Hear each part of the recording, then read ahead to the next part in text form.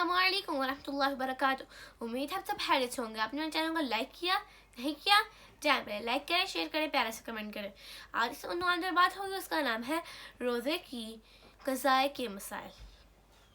माह रमज़ान के छोड़े हुए रोज़ों की क़ज़ा आइंदा रमज़ान से पहले साल भर में किसी वक्त भी दी जा सकती है, जैसा कि सैयदा आयशा रज़ियल्लाहु अन्हा फरमाती हैं, कान यक़ूलून अलैहि सौमुन मिन रमज़ान फमस्ततीअ अन अक़ज़ी इल्ला फ़ी शबान।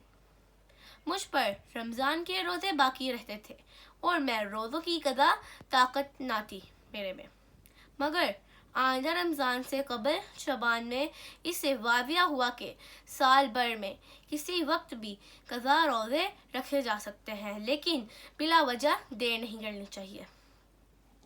फ़र्ज़ रोज़ों की क़ज़ा मुसलसल रोज़े रख कर या अलग-अलग वक्फ़ा से रोज़े रख कर अदा की जा सकती है, जैसा कि सैयदना अब्दुल्लाह बिन उमर रज़ियल्लाहु अन्हु रवायत है कि रसूलुल्लाह सल्लल्लाहु अलैहि वसल्लम ने फरमाया, फ़ी क़ज़ाई रमज़ान इन शाअ फ़र्रक़ व इन शाअ तबअ। रमज़ान के क़ज़ा किए रोज़े अगर चाहे तो वक्फ़ा से रख ले और अगर चाहे तो मुसलसल रख ले। अगर कोई माह रमज़ान के रोज़े सफ़र या बीमारी की वजह से नहीं रख सका तो इस पर लाजिम है कि वो दूसरे अय्याम में इनके क़ज़ा दिए जाए, जैसा कि अरशाद बानी है, मन कान मिनकुम मरीदन औ अला सफ़रिन फ़इद्दतुन फ़ी अय्यामिन उख़र।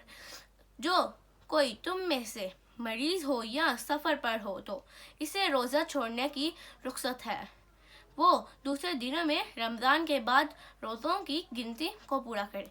जज़ाकल्लाह। उम्मीद है आपको मेरा व्लॉग बहुत अच्छा लगा होगा। अगर अच्छा लगा होगा तो लाइक कीजिए, सब्सक्राइब कीजिए एंड बेल आइकन के बटन को दबाना ना भूलिएगा। तब तक के लिए मुझे अपनी दुआ में याद रखिएगा। मिलते हैं अपने नेक्स्ट व्लॉग में, तब तक के लिए अल्लाह हाफ़िज़।